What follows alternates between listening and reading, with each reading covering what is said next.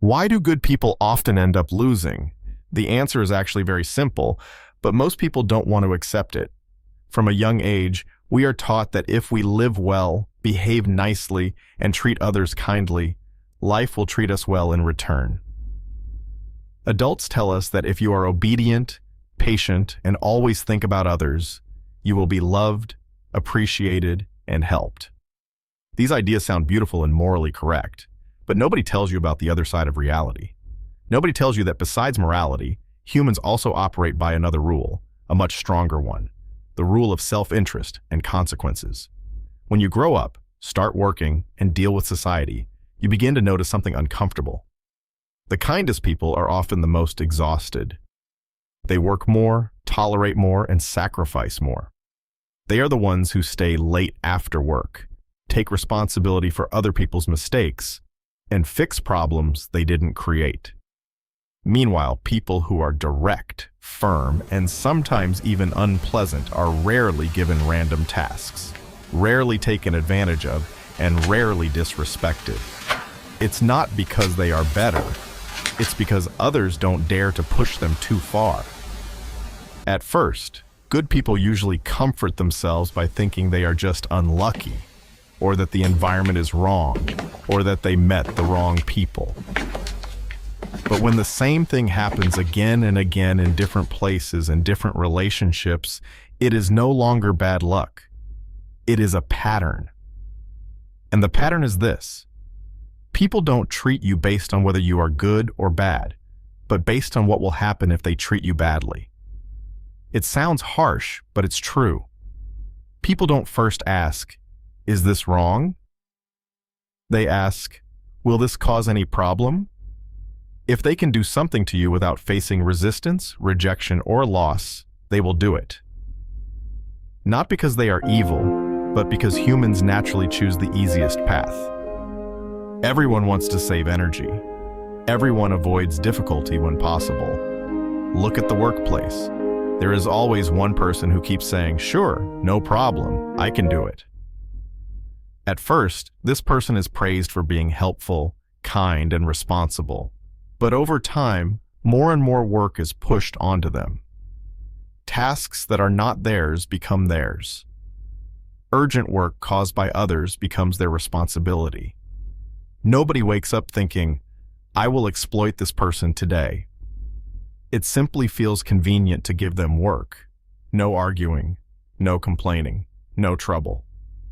Meanwhile, the person who says, "That's not my responsibility," or "I can't take more right now," receives less unnecessary work. Not because they are more liked, but because others don't want to deal with resistance. Pressure always flows to the softest place. Where there is no pushback, the pressure becomes heavier. The same thing happens in everyday life. Some people always give in, always understand, always let things go. If someone is late, they ignore it. If someone speaks disrespectfully, they tell themselves it was unintentional. If someone makes them uncomfortable, they blame themselves for being too sensitive.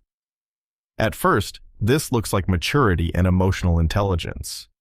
But over time, what happens? Others start going further. They are late more often. They speak worse. They demand more, not because they changed, but because they learned that with you, these behaviors are allowed. This is the key point that many good people refuse to face.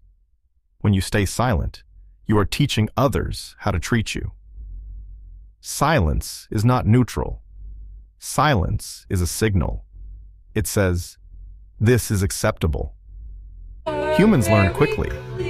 When they see there are no consequences, they continue. And when you endure for too long and finally react strongly one day, people say you changed, that you are difficult, that you are overreacting. They don't see the hundreds of times you swallowed your anger before. This is the trap of being too good. Not because goodness is wrong, but because goodness without limits turns into weakness. Machiavelli talked about this a long time ago, but you don't need to read philosophy to understand it. His idea was very simple. People only change their behavior when there are consequences. without consequences, there is no reason to change, that's all. People don't respect you because you are gentle. They respect you because they know they can't mess with you easily. It sounds uncomfortable, but think about it honestly. Who do you feel more cautious around? Someone who always says it's okay, or someone who is calm but clearly has limits? Respect does not come from unlimited softness. It comes from knowing that crossing a line will lead to something happening. Many people think setting boundaries means arguing, shouting, or getting angry. That's not true. Real boundaries are often quiet. They appear when you stop explaining yourself, when you stop giving endless chances, when you reduce contact, when you say no without a long excuse. A boundary is not what you say. A boundary is what you do after the line is crossed. If nothing changes, the boundary doesn't exist. There is a hard truth that is difficult to accept, but if you don't accept it, life will keep pressing you down. If you are not willing to make others uncomfortable, you will be uncomfortable for the rest of your life. If you are not willing to disappoint people, you will always be the one chosen to sacrifice. This doesn't make you a bad person. It makes you someone who chooses themselves. Many good people confuse kindness with being harmless. These are not the same. A harmless person cannot protect themselves. A kind person can push back, but chooses not to unless necessary. The problem is that most good people are not choosing kindness. They are afraid of conflict, afraid of being disliked, afraid of being seen as selfish. Fear is not morality. When you start saying no, some people will leave. That's normal. Those people were only around because you were easy to use. When you are no longer easy, they have no reason to stay. The people who remain will adjust how they treat you. Those are the real relationships. Boundaries don't ruin your life. They clean it up. The world does not automatically reward good people. It rewards people who can stand their ground. When you learn that, your kindness finally has value. Because now you give because you want to, not because you are afraid to refuse. And that difference completely changes how others see you. Before trying to be a good person, learn how to be firm. Learn how to tolerate the guilt of saying no. Learn how to let others face the consequences of their actions. That is not cruelty. That is self-respect. Only when you no longer need to be good all the time does your goodness become real. And only then will others stop taking it lightly. If you've watched this video to the end, it means you already know and agree with this truth. There's still so much to understand about power, human behavior, and rules that no one teaches you. So if you want to continue learning how the world really works, not how it's supposed to work, remember to subscribe to this channel. Like the video if it resonates with you, and share it with those still striving to be good in a world that only respects power.